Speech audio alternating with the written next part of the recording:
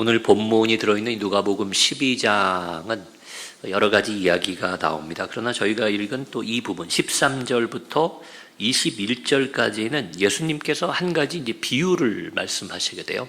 근데 그 비유가 뭔가 하면 어리석은 부자의 비유다, 이렇게 이름을 붙일 수 있을 것 같아요. 여러분 아시는 내용이겠지만 그러나 간략하게 말씀드리면 어떤 부자가 있었다는 거예요. 근데 원래도 부자인데 그 해에 소출을 풍성하게 거둔 거예요. 농사를 짓는 일이 많았으니까. 근데 그 해에 따라 풍년이 들어가지고 너무 더 어마어마하게 뭘 많이 거두게 된 겁니다. 그러니까 그것을 보관해놓는 곳간이 있죠. 옛날에 아마도 이 시대니까 화폐로 모아놓거나 은행에 넣어놓는 이런 시대가 아니니까 곳간에 재물을 쌓아놓는 이제 그런 때였습니다. 근데 곳간 안에 이걸 다 넣기에도 자리가 없을 만큼 소출이 많았던 거예요. 그러니까 어떻게 했냐면 그 옛 헌 곳간을 헐고 새로운 곳간을 훨씬 튼튼하고 더 크게 지은 겁니다. 그걸 다 지어놓고 또 그 안에다가 소출물들을 다 집어넣어서 꽉 채우고서는 이제 그것을 아마 바라보면서 그런 얘기를 했던 것 같아요. 이제 내 영혼아 편히 쉬어라. 여기서 중요한 게 여러분 영혼이라고 그랬다는 거예요. 내 배야 이제 배불리 먹자, 이런 표현이면 이해가 되는데, 그 많은 물질을 보고 재산을 바라보면서 그가 말하기를 내 영혼아 이제 편히 먹고 쉬자 얘기했다는 거예요. 예수님의 비유는 어떻게 끝납니까?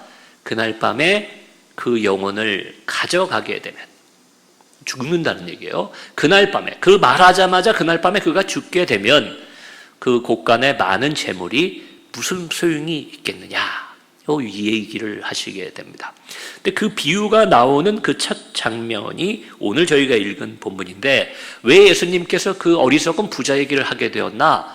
여러분, 예수님이 가시는 곳마다 이제 무리들이 모였잖아요. 예수님이 기적도 행하시고 말씀도 가르쳐 주시기 때문에 많은 무리가 있었는데, 하루는 그 무리 중에 한 사람이 예수님 앞에 나와서 이야기를 하게 됩니다. 그 내용이 오늘 나오죠. 선생님, 내 형을 명하여 유산을 나와 나누게 하소서. 여러분, 이건 일반적인 경우가 아니에요. 예수님 앞에 나온 사람들은 성경을 통해 볼 때 보통은 몸의 병을 고쳐달라고 하거나 혹은 영생에 관한 질문을 했지, 이렇게 집안의 재산을 나누는, 형과 자신과의 사이에서 유산 상속을 어떻게 배분할 거냐, 나눌 거냐, 이런 것을 예수님께 찾아와 의논한 경우는 없었습니다. 어쩌면 이것은 예수님 제자 중에 하나인 세리 마태에게 오면은 세금 걷고 돈에 밝은 사람이니까, 야, 이런 경우에 로마법에 따르면 어떻게 되고 유대인 전통은 어떻게 되고 이렇게 해서 도와줄 수 있었는지 모르죠. 그 예수님이 당연하게도 이렇게 얘기하시죠. 14절에 이 사람아, 누가 나를 너희의 재판장이나 물건 나누는 자로 세웠느냐. 그러니까 나는 그런 사람, 재판장이나 물건을 나누는 그런 일을 하는 사람들이 그 시대에 있었겠죠. 나는 그런 사람이 아니다. 그 다음에 중요한 말씀 15절, 그들에게 이르시되, 자, 그 사람한테 그 말을 한 다음에는 거기에 있는 무리들을 향해서 이렇게 말씀하셨다는 거예요. 삼가 모든 탐심을 물리치라. 사람의 생명이 그 소유에 넉넉한 데 있지 아니하니라 하시고. 여러분, 이렇게 되어 있습니다. 탐심을 물리치라, 욕심을 버려라, 그런 얘기입니다. 그리고 사람의 생명이 소유에 넉넉한 데 있지 않다. 그 사람들 입장에서는, 아니, 소유가 넉넉하면 여러분, 옛날에는요, 여러분, 부자가 장수하고 부자가 건강할 확률이 높았습니다. 그 시대에 부유하다는 건 생명이 유지될 확률이 높아지는 거예요. 굶어 죽거나 병들어 죽거나 추워서 얼어 죽거나 이런 일들이 있던 시대에는 소유의 넉넉함에 생명이 있는 게 맞지 않나? 이게 일반적인 생각이에요. 오늘날도 이 말이 적용된다고 한다면 여러분, 큰 병에 걸렸는데 병원비가 비싸서, 우리나라는 의료복지가 잘 돼서 요즘은 그런 일이 거의 없어졌습니다. 또 정말 돈이 없는 사람은 또 사회복지 이런 제도를 통해서 치료받을 수 있어요. 그래도 우리가 몸의 병들을 치료하는데 돈이 많이 들어가는 경우들이 있습니다. 그런데 예수님은 반대로 얘기하신 거죠. 사람의 생명이 소유에 넉넉한 데 있지 아니하다. 그리고서는 이 사람들이 이해를 못할까 봐, 왜 그렇죠? 질문이 나올까 봐 그랬는지 아까 말씀드린 그 어리석은 부자의 비유를 얘기한 거예요. 자, 봐라. 그렇게 부자여도 그날 밤에 그 사람의 생명을 걷어가면 그 소유가 그의 생명을 지킬 수 있느냐? 그에게 무슨 유익이 있느냐. 아마도 이 얘기를 듣는 때에 사람들이 여러 가지를 떠올렸을 거예요. 아, 맞아. 우리 동네 아무개도 갑자기 그렇게 세상을 떠났는데, 또 아무개도 사고로 갑작스럽게 세상을 떠났는데, 그래, 우리 인생은 앞길을 모르기 때문에 저 선생님 말씀이 맞는 것 같다. 근데 여러분, 요 이야기는요, 이 공간복음이라고 마태, 마가, 누가복음을 엮어서 얘기하잖아요. 이 세 개는 공통된 얘기가 많이 들어있다. 근데 바꿔 말하면 또 마태, 마가, 누가에 공통되지 않은 얘기들도 있어요. 저희가 읽은 이 내용은 이 누가복음에만 나오는 내용입니다.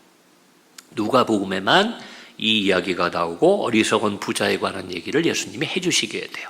재산 나누는 걸 우리 형에게 나에게 좀 재산 나눠주라고 하세요. 그 얘기를 한 것 자체가 다른 복음서에 안 나오고 누가복음에 나옵니다.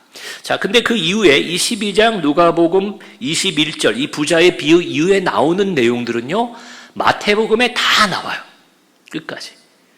근데 하나 신기한 게 있어요. 누가복음은 12장에 그 뒤의 이야기들 한 4토막이 쭉 이어져 나오는데, 그게 마태복음에서는 다 다른 장에 나와요. 제가 이제 어떤 얘기를 드리냐면 조금 어려울 수 있지만 한번 잘 따라와 보세요.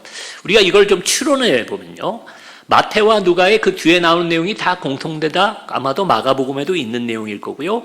그러면 그러한 사건들은 분명히 예수님을 통해서 있었던 일이라는 거예요. 근데 마태와 누가가 그 사건들을 이 성경 안에 배열한 순서나 위치가 다르다. 그러면 여러분 어떻게 생각하시면 돼요? 누가가 지어낸 얘기는 아니지만 누가는 어떤 의도를 가지고 이것을 연결해서 12장에다가 넣었다. 이렇게 생각하시면 돼요. 물론 뭐 마태가 어떤 의도를 가지고 그것을 각 장에 이렇게 흐트러뜨려 놓았다. 이렇게 봐도 되는 거고. 그래서 마태와 누가 중에 누가 이렇게 배치한 게 옳으냐 이런 싸움을 하는 건 여러분 무의미해요. 그건 신학자들이 할 일이고 신학자들도 하나의 답을 가지고 있지 못합니다. 분명한 건 누가가 당시 예수님의 말씀을, 예수님의 삶을 후대에 남길 때에 어떤 의도를 가지고 이 사건들을 쭉 연결하는데, 그 연결하는 내용 바로 앞에 나오는 것이 누가복음에만 나오잖아요. 그러니 이 구절들 안에 누가복음에서 이 12장의 앞부분에 나오는 이 부자의 비유, 탐심을 버리라, 이 얘기와 연관해서 그 뒤 얘기들을 이 12장 안에서 누가가 배치했다. 이렇게 보는 게 옳을 것 같습니다. 물론 이걸 장으로 나누고 하는 것은 후대 학자들이 했지만 적어도 이것을 누가는 연결해서 봐야 한다. 이렇게 생각했다는 거예요. 어떤 내용이 나오길래 제가 이렇게 좀 지루하게 이야기를 드렸냐면요, 여러분 저희가 이야기한 이 부자 비유에 이어지는 내용이 바로 22절에서 34절까지 보시면 여러분 잘 아는 거예요. 무엇을 먹을까, 무엇을 입을까 걱정하지 말라라는 우리의 목숨과 우리 인간 육신의 몸을 위해서는 염려하지 마라. 그 얘기가 나온다는 겁니다. 그리고 바로 이어지는 이야기는 35절에서 48절 깨어서 준비하라 라는 얘기가 나와요. 너희는 항상 깨어 있어야 된다. 그리고 준비하라. 뭘 준비하겠어요? 예수님의 다시 오심 마지막 심판을 깨어서 준비하라. 이어지는 48절에서 53절에는 이제는 말세가 되면 분쟁이 있게 된다. 가족 간에, 형제 간에, 이웃 간에 서로 다툼이 생기고 갈등이 생기고, 마치 요즘 우리 대한민국을 보는 것도 같아요. 그래서 어떤 분은 그런 것 때문에 이제 말세가 됐다.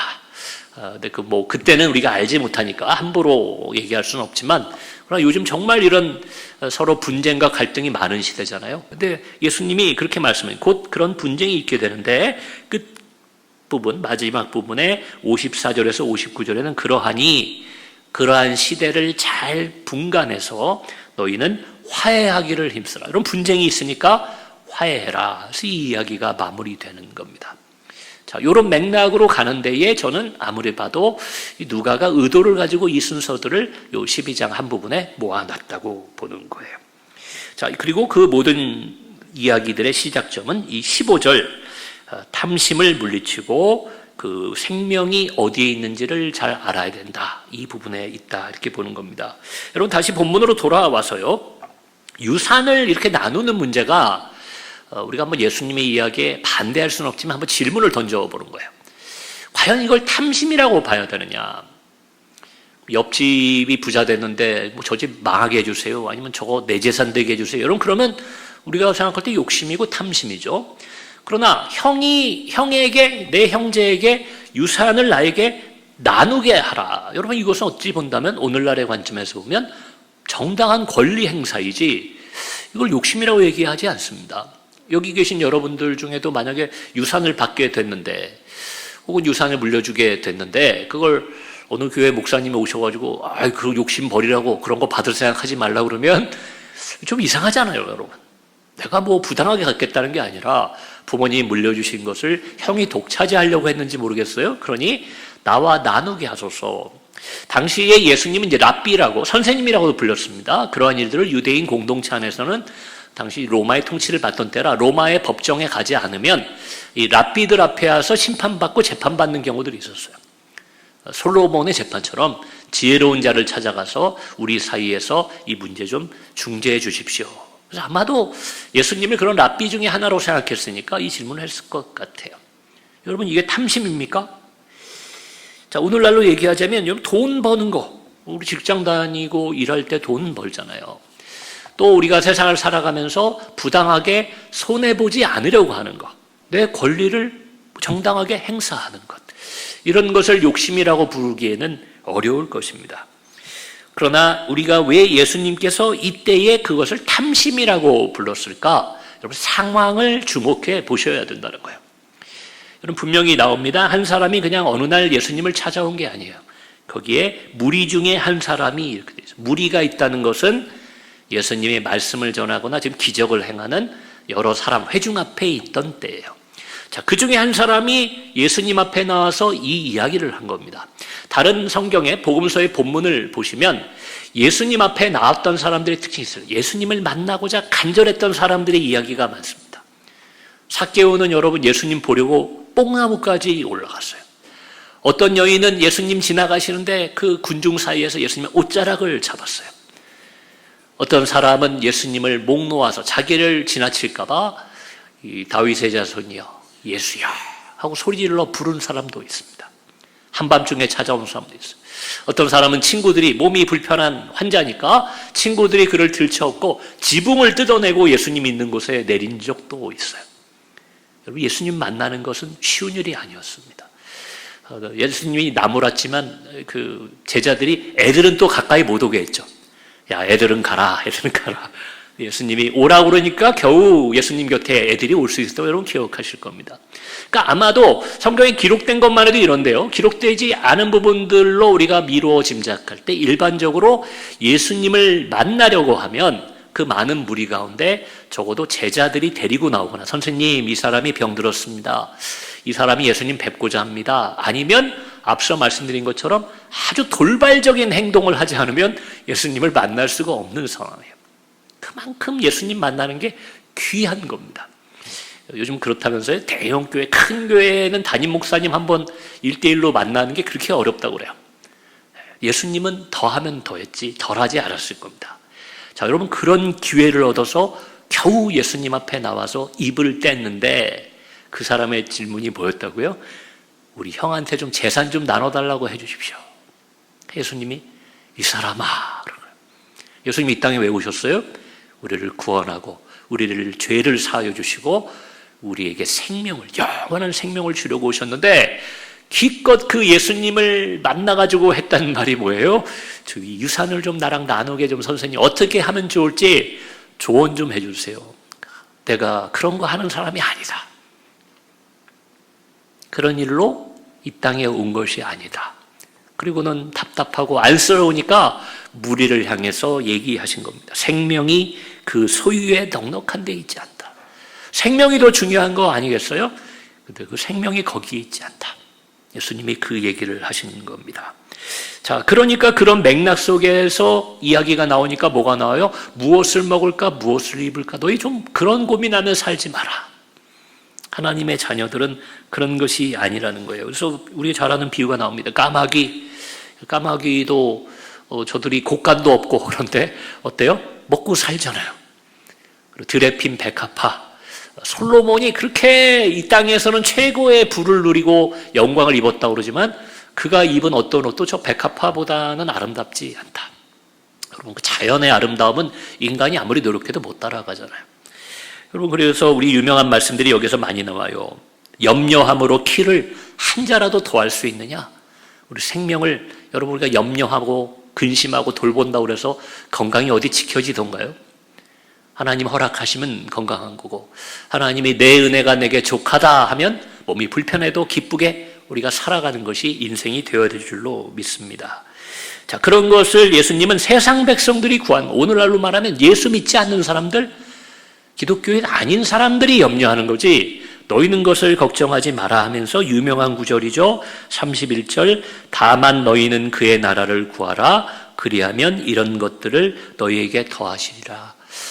너희의 아버지는 너희가 뭐 필요한지 다 안다는 거예요. 육의 부모가 자녀가 뭐 필요한지 다 알죠. 초등학교 때는 뭐가 필요하고 중학교 때는 뭐가 필요하고 다 아는 것처럼 너희 아버지도 너희의 필요를 아니까 너희는 아버지의 나라를 구하면, 그곳에 너희의 생명을 두면 필요를 채워주신다는 거예요. 그리고 참 격언 같기도 하고 우리가 꼭 마음에 담아두어야 하는 그 구절도 34절에 나옵니다. 너희 보물 있는 곳에는 너희 마음도 있으리라. 그래서 내가 돈을 혹은 내 몸을, 내 시간을 어디다 많이 갖다 놓느냐, 그게 내 관심이 있는 곳이 되겠죠. 그리고 나는 그것을 귀하게 여긴다는 거예요. 뭐 꼭 몸이, 여러분 꼭 몸이 교회에 많이 나와 있지 않더라도 마음이 교회, 그리고 하나님의 나라, 또 신앙, 이런 쪽에 내 마음이 많이 가 있으면 여러분은 보물을 하나님의 나라, 신앙에다가 두는 사람들이 되는 거예요. 근데 그게 아니라 뭐 매일 뭐 경제, 혹은 매일 뭐 정치, 매일 TV에 나오는 문화에 내 모든 관심이 쏟아져 있다, 마음이 가 있다. 여러분, 그건 보물을 딴 데다가 두고 있는 사람이 된다는 것입니다. 자, 이런 얘기들을 하니까 그 뒤에 나온 내용들이 어떻게 돼요? 마지막 때, 심판 때에는 여러분 결국 우리의 생명이 결정되는 거예요. 영원한 생명으로 들어가느냐, 영원한 죽음으로 들어가느냐, 생명을 결정 지어야 될 때가 다가오기 때문에 너희는 이런 것들, 육의 생명을 위한 염려들은 버리고, 그리고 마지막 때를 분간하여 화해하기를 힘쓰므로, 그래서 그 마지막에 어떤 비유가 나오냐면 재판장에 관한 얘기가 나와요. 재판장과 뭐라고 그럽니까? 법관 앞으로 우리가 끌려가게 된다는 거예요. 왜 가게 되나 하면 여기서 나오는 비유로는 다툼이 있는 겁니다. 소송이 있는 거죠. 그래서 그 판결을 받으러 가는데 가는 길에 너희는 화해해라 그러는 거예요. 법적 용어로 하면 여러분 화해가 아니라 합의라고 얘기하면 더 요즘 이해가 되시겠죠. 합의 봐라. 예수님 그래요. 합의를 봐라. 내가 이길 거라고 생각하고 갔다가 그러나 이기지 못할 거다. 그러면 너희가 사형도 당하게 되고 심판을 받게 되니까 이 분쟁이 많은 시대에, 비유하면 소송하고 서로 고발하고 이런 시대에 너희는 재판장에 가기 전에 합의를 봐라. 이때 재판장은 뭘 비유한다고요? 마지막 심판, 예수님의 재림, 종말을 의미하는 거예요. 합의는 뭘까요? 그럼 화해하라. 저는 이걸 우리가 이 성경 전체를 통해 보면 결국 그게 예수님 명령하신 사랑입니다. 사랑. 예수님은 그 사랑을, 여러분 예수님이 사랑하라, 너희 서로 사랑하라. 그 요한복음 13장 34절에 보면 아주 그 유명한 구절이 있죠. 새 계명을 너희에게 주노니 서로 사랑하라. 내가 너희를 사랑한 것 같이 너희도 사랑하라. 이 말씀을 예수님이 하셨어요. 다른 복음서에서는 하나님을 사랑하라, 그리고 이웃을 사랑하라, 내 몸과 같이 사랑하라, 이렇게 얘기했잖아요. 근데 그것을 요한은 딱 한마디로 얘기합니다. 새 계명을 주노니 너희가 서로 사랑하라. 어떻게 사랑하냐면 내가 너희를 사랑한 것 같이 서로 사랑하라. 여러분, 계명이란 말이 앞에 붙었기 때문에 이것은 그냥 너희들 잘 지내라, 사이좋게 지내라, 이런 얘기가 아닙니다. 이것이 하나님의 명령이요 하나님의 뜻이라고 분명히 요한은 그렇게 기록해 놨습니다. 예수님 그렇게 말씀하셨다는 거예요. 근데 그 사랑은 어떤 사랑이라고요? 내가 너희를 사랑한 것 같이. 여러분, 되게 어떤 의미에서는 참 감동이 되면서도 섬뜩한 것이요, 예수님이 내가 너희를 사랑한 것 같이 이 말을 하신 다음에 어떻게 됐어요? 요한복음 13장은 최후의 만찬 하신 다음에 하신 얘기거든요. 바로 그날 밤에 잡혀가십니다. 그리고는 십자가에 죽으십니다. 내가 너희를 사랑한 것 같이. 그러면서 죽으러 가신 거예요. 그 제자들에게 이게 나중에 이 깨달음이 왔을 때 여러분 그들이 목숨 걸고 복음을 전하는 이유가 거기에 있습니다. 베드로랑 여러분 모든 제자들, 사도들이 다 순교하잖아요. 그들이 예수님 같이 사랑한 거예요. 목숨을 던지기까지. 그렇게 사랑한 겁니다. 여러분 그걸 예수님은 뭐라고 또 얘기하셨냐면 원수를 사랑하라 이렇게 얘기한 거예요. 자, 여기 누가복음에 나오는 비유가 뭡니까? 여러분 소송해서 같이 법정에 출두하는 사람, 그 사람은요 원수죠. 원수가 아니라 친구면은 그렇게 고발까지 했겠습니까? 가족이면 거기까지 갔겠습니까? 요즘은 부자들은 또 가족끼리도 고소고발이 있다고 그러지만 일반적으로 그러지 않잖아요. 뭔가 서로 이제 의도 상했고 서로 이제 원수로 지내겠다. 앞으로 안 볼 각오해야 서로 소송하고 법정 가는 거 아니겠습니까? 근데 그와 화해해라, 합의를 봐라. 그래야 네가 심판을 면할 수 있다. 그 얘기는 원수까지 사랑하는 주님의 말씀을 이 누가가 얘기하고 있는 겁니다. 거기에 우리의 생명이 있다는 거예요. 사랑하고 용서하고 화해하고. 그럼 여러분 합의를 보라는 얘기는 내가 원수와 합의를 보면 내가 조금 불편하고 손해를 보게 되죠.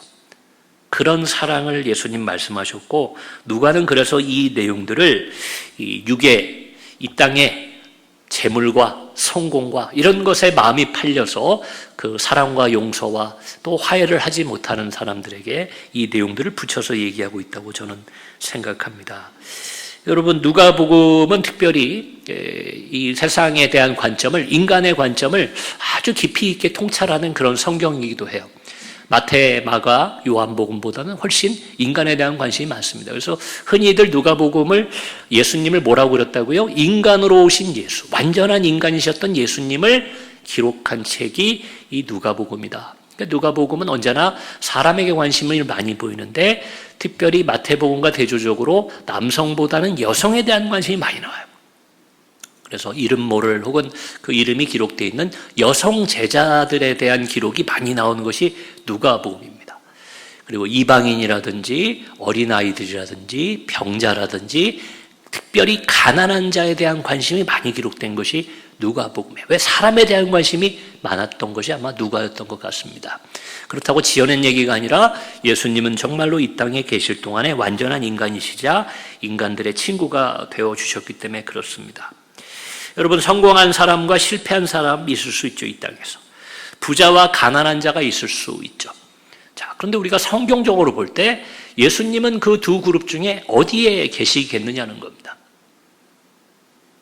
예수님은 말씀하시기를 나는 병자와 함께 있고 죄인과 함께 있다고 얘기했어요. 가난한 자들, 옥에 갇힌 자들, 병든 자들, 그곳에 예수님이 계셨던 것을 우리는 성경을 통해 볼 수 있습니다. 여러분 우리의 생명을 물질에 소유에 넉넉한 데 두지 말라고, 그것은 탐심이다라고 예수님 말씀하셨다면 우리의 마음은 어디에 두어야겠습니까? 쉽게 말하면 예수님의 관심이 있는 곳에 우리의 생명을 두면 그것이 하나님 기뻐하시고 생명을 잃지 않는 거예요. 돈이 이만큼 있으니까 내 생명을 거기다 맡겨야겠다. 하루아침에 잃어버리는 것이 물질이에요. 내 몸이 건강하니까 내 생명을 거기에 둬야 되겠다. 여러분 건강 상하는 것도 눈 깜짝할 습니다. 나는 인맥이 많고 나는 우리 가족이 든든하고 내가 사랑하는 사람이 있으니까 나는 거기에 내 생명을 맡겨야겠다. 여러분 세상 다 무너지더라고요. 다 흔들리고 다 사라지는 것이 세상의 것들입니다. 우리 생명을 어디에 맡겨야겠어요? 우리 주님께 맡기는 것이 믿음이고 그것이 주님을 따라갔던 제자들의 모습이고 오늘날 우리가 살아가는 방식이 되어야 될 것입니다. 주님의 마음이 가는 곳에 우리의 관심을 두어야 돼요. 그래서 이렇게 볼 때 이게 나한테 이득이 되지만 우리 주님은 어디를 더 안타까워하실까? 여러분 그곳에 우리의 마음을 둬야 돼요. 때로는 우리의 물질도 좀 그곳에 나눌 수 있어야 돼요. 우리의 시간도 그곳에 투자할 수 있어야 돼요. 우리의 생각, 우리의 관심이 예수님과 일치하게 될 때, 아니 완전히 일치하지 못하더라도 그쪽으로 기울어져 있을 때에, 거기에 중심이 있을 때에 여러분의 가정도 우리의 교회도 우리가 살아가는 이 땅, 이 사회에도 하나님의 나라가 확장되는 역사가 있는 것을 믿으시기 바랍니다. 여러분 돈 많이 버시기를 저는 바라요. 성공하시기를 바랍니다. 그러나 세상 말로 하면 그 일에 목숨을 걸면 안 됩니다. 거기엔 목숨 걸 만한 일이 아니에요. 열심히도 일하시고 열심히 또 노력도 하시지만 아니면 말고, 여러분 그런 정신이 좀 필요한 것 같아요. 포기하고 대충 살라는 게 아닙니다. 여러분 정말 노력했지만 안 된 일이 얼마나 많아요. 또 반대로 내가 생각지도 못했던 것에서 세상적인 성공을 맛본 적도 여러분 있으시잖아요. 결국 내 뜻대로 되는 게 아닙니다. 그러한 일들에 생명을 걸지 말라는 게 성경의 얘기예요. 예수님은 단 한 번도, 성경은 단 한 번도 먹고 사는 일에 생명을 걸라고 얘기한 적이 없습니다. 거기에 너희의 생명이 있지 않다. 그것을 다 빼앗긴데도 너희의 생명을 보존하는 것이, 사람이 생명을 잃고 천하 만물을 얻는 것이 무슨 소용이 있냐고 예수님 말씀하셨잖아요. 여러분의 참된 생명, 영원한 생명을 지키기 위해서라도 우리 주님의 관심을 여러분의 관심으로 두시고 이 땅에 살아가는 동안에 생명을 위한 일에 집중하시기 바랍니다. 그러면 또 하나님께서, 아버지께서 여러분이 필요한 물질, 또 성공, 이 땅에 좋은 것도 때를 따라 주시는 것을 또한 믿으시기 바랍니다. 아무리 정당한 것이라 하더라도 내가 하나님의 뜻보다, 예수님의 관심보다 그 정당한 나의 권리 행사를 조금이라도 위로 드는 순간 예수님은 그것을 탐심이라고 말합니다. 성경은 그것을 욕심이요 교만이라고 얘기하는 것, 그리고 그것이 죄라고 얘기하는 것을 기억하시기 바랍니다. 노력하시고 또 돈도 많이 버시고 성공하시되, 그러나 우리의 생명은 하나님께 두는 삶을 살아가시는 여러분의 복된 삶이 되시길 다시 한번 주의 이름으로 축원합니다. 우리 이 시간 함께 기도하실 텐데요. 주신 말씀 가운데 우리에게 주신 교훈을 생각하면서 열심히 살아가고 노력하고 땀 흘리는 모든 일들이, 그러나 우리의 생명을 거는 이 땅의 일이 되지 않게 해달라고, 우리의 생명은 주께 있으니 그 생명을 누리며 기쁨과 평안과 확신 가운데 주님의 관심을 따라 하나님의 뜻을 따라 이 땅을 살아가게 해달라고 우리 주의 이름 한번 부르고 함께 기도하겠습니다.